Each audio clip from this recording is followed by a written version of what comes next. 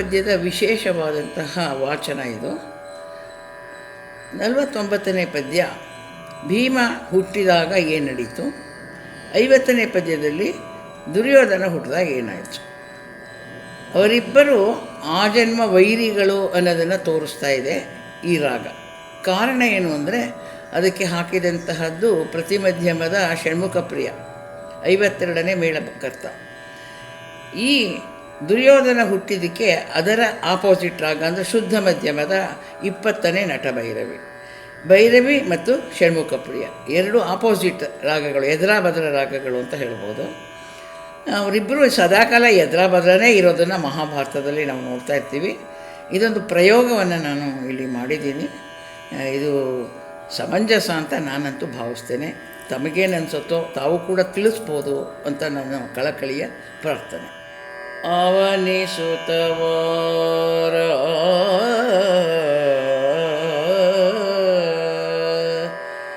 ತ್ರಯೋದಶಿ ದಿವದ ಮಧ್ಯದೊಳರ್ಕನಿರೆ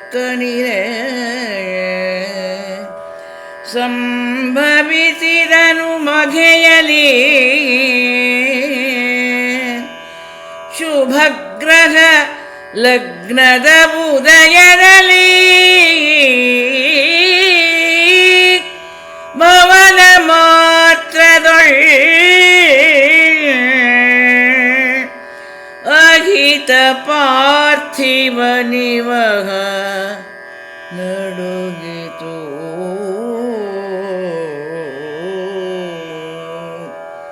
ಭೂಮಿಪತಿಯೇ ಜನಮೇ ಜಯನೆ ಹೇಳುವೆನು ಅದೇನೋ ಭೀಮಸೇನನಾಗ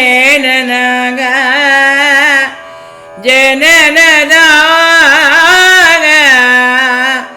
ಅದ್ಭುತವ ಅದನ್ನೇನ ಹೇಳುವೆನು.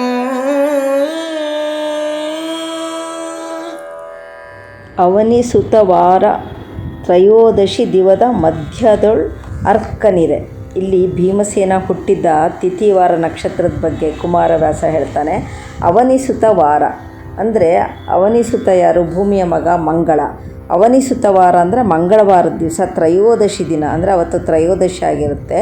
ಮಧ್ಯದೊಳ್ ಅರ್ಕನಿರೆ ಅಂದರೆ ಸೂರ್ಯ ಸರಿಯಾಗಿ ನೆತ್ತಿಯ ಮೇಲಿದ್ದಾಗ ಸಂಭವಿಸಿದನು ಮಘೆಯಲ್ಲಿ ಶುಭಗ್ರಹ ಲಗ್ನದ ಉದಯದಲ್ಲಿ ಅಂತಂದರೆ ಮಘ ನಕ್ಷತ್ರ ಆಗಿರುತ್ತೆ ಅವತ್ತು. ಅಂಥ ಒಂದು ಶುಭ ಲಗ್ನದಲ್ಲಿ ಜನಿಸ್ತಾನೆ ಭೀಮಸೇನ. ಭುವನ ಮಾತ್ರದೊಳ್ ಅಹಿತ ಪಾರ್ಥಿವ ನಿವಹ ನಡುಗಿತು ಭೂಮಿಪತಿ ಹೇಳುವುದೇನನು. ಅಂದರೆ ಎಷ್ಟು ಚೆನ್ನಾಗಿ ಆ ಭೀಮ ಹುಟ್ಟಿದ ಸಂದರ್ಭ, ಭೂಮಿ ಮೇಲೆ ಏನಾಯಿತು ಅನ್ನೋದನ್ನು ಕವಿ ವರ್ಣಿಸ್ತಾನೆ. ಅವನು ಹುಟ್ಟಿದ ತಕ್ಷಣ ಈ ಲೋಕದಲ್ಲಿ ಭೂಮಿ ಮೇಲಿದ್ದೆಲ್ಲ ಶತ್ರುಗಳು ಕ್ಷತ್ರಿಯರು ಎಲ್ಲ ನಡಗೋದ್ರಂತೆ. ಏನಪ್ಪ ಇದು, ಏನೋ ಒಂದು ನಮಗೆ ಈ ರೀತಿ ಶಕ್ತಿ ಆಹ್ವಾನ ಆದಾಗಾಗಿದೆ ಇಲ್ಲಿ ಭೂಮಿ ಮೇಲೆ ಅಂತ ಹೇಳಿ ಹೆದರಿ ನಡಗ ಹೋದರು ಅಂತ ಹೇಳಿ ಆ ಜನಮೇಜಯ ಋಷಿಗಳು ಪರೀಕ್ಷಿತ ಮಹಾರಾಜನಿಗೆ ಹೇಳ್ತಾ ಇದ್ದಾರೆ. ಅಂದರೆ ಅವನು ಭೀಮಸೇನ ಹುಟ್ಟಿದ ಗಳಿಗೆನೇ ಆಗಿತ್ತು. ಅವತ್ತು ಭೂಮಿನಲ್ಲಿ ಎಂಥ ಒಂದು ವಾತಾವರಣದಲ್ಲಿ ವ್ಯತ್ಯಾಸ ಆಯಿತು ಅನ್ನೋದನ್ನು ಕವಿ ಇಲ್ಲಿ ಅಷ್ಟು ಚೆನ್ನಾಗಿ ವರ್ಣಿಸಿದ್ದಾನೆ. ಭೀಮನೋ ಉದಯಿಸಿದ ಇರುಳು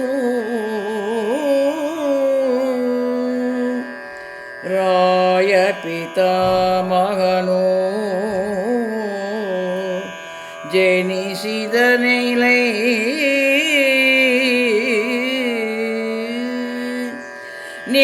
ಆ ಮಹಾತ್ಮನ ಹುಟ್ಟು ಬೆದರಿಸಿದ ಕೆಳ ಜನಮನವ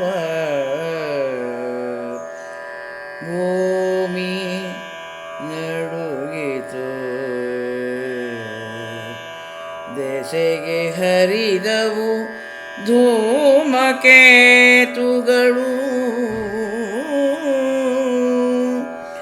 ಓದರಿದವು ಬಳಿಕ ಆ ಮಹಾನಗರದಲ್ಲಿ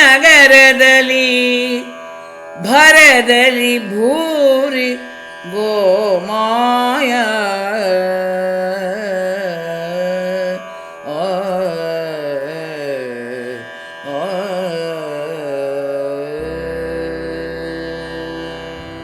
ಭೀಮನ್ ಉದಿಸಿದ ಇರುಳು ಕೌರವ ಭೂಮಿಪತಿ ಜನಿಸಿದನಲೈ. ಅವತ್ತೊಂದು ದಿವಸ ಭೀಮ ಹುಟ್ಟಿದ್ದಾನೆ. ಬೆಳಗ್ಗೆ ಮಧ್ಯಾಹ್ನ ನೆತ್ತಿನಲ್ಲಿ ಸೂರ್ಯ ಇದ್ದಾಗ ಮಘ ನಕ್ಷತ್ರದಲ್ಲಿ ಭೀಮ ಹುಟ್ಟಿದ.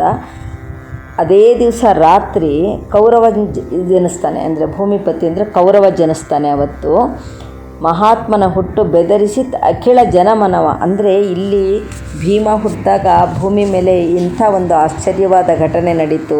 ಶತ್ರುಗಳು ಮತ್ತು ಕ್ಷತ್ರಿಯರೆಲ್ಲ ಹೇಗೆ ನಡುಗೋದ್ರು ಅನ್ನೋದನ್ನು ಅಲ್ಲಿ ಕಾಣ್ತೀವಿ. ಅದೇ ಇಲ್ಲಿ ಏನಾಯಿತು ಅಂತಂದರೆ ಭೂಮಿ ನಡುಗಿತು, ದೆಸೆಗೆ ಹರಿದವು.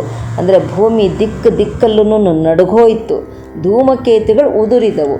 ಅಂದರೆ ಇದೆಲ್ಲ ಒಂದು ರೀತಿ ಅಪಶಕುನ. ಭೂಮಿನೇ ಒಂದು ರೀತಿ ನಡುಗೋಯ್ತು. ಈ ಧೂಮಕೇತುಗಳೆಲ್ಲ ಆಕಾಶದಿಂದ ಉದುರಿದವು ಅಂತ ಹೇಳಿದ ತಕ್ಷಣವೇ ಅಲ್ಲಿ ಅದು ಅಪಶಕುನ ಅನ್ನೋದನ್ನು ನಾವೆಲ್ಲ ನಮ್ಮ ಎಲ್ಲ ಒಂದು ಗ್ರಂಥಗಳಲ್ಲಿ ಕಾಣ್ತೀವಿ. ಆ ಮಹಾನಗರದಲ್ಲಿ ನರಿಗಳು ಊಳಿಟ್ಟವು. ಮುಂದೆ ಆ ನಗರದಲ್ಲೇನೇ ಮಹಾನಗರದಲ್ಲಿ ಭರದಲ್ಲಿ ಭೂರಿ ಗೋಮಾಯು. ಅಂದರೆ ಎಲ್ಲ ನರಿಗಳು ಜೋರಾಗಿ ಊಳಿಟ್ಟವು, ಕೂಗಕ್ಕೆ ಶುರು ಮಾಡಿದ್ವು. ಅಂದರೆ ಇದರಲ್ಲಿ ನಾವು ಏನು ನೋಡ್ತಾ ಇದ್ದೀವಿ ಅಂದರೆ ಆ ಕೌರವ ಹುಟ್ಟಿನಿಂದಾನೇ ಆ ಹುಟ್ಟಿದ ದಿವಸನೇ ಎಂಥ ಕ್ರೂರಿ, ಎಂಥ ಕೆಟ್ಟವನಾಗಿರೋದ ಅಂದರೆ ಅದೆಲ್ಲ ಆ ಭೂಮಿ ಮೇಲೆಲ್ಲ ಪ್ರತಿಬಿಂಬಿಸ್ತಾ ಇರುತ್ತೆ. ಪ್ರಕೃತಿನೇ ಆ ಕೆಟ್ಟತನನ ಅವನ ಹುಟ್ಟಿದ ದಿನದ ಅವನ ಹುಟ್ಟಿನ ಕೆಡಕನ್ನು ಪ್ರತಿಬಿಂಬಿಸ್ತಿರುತ್ತೆ ಅನ್ನೋದನ್ನು ನಾವಿಲ್ಲಿ ಕಾಣ್ತೀವಿ.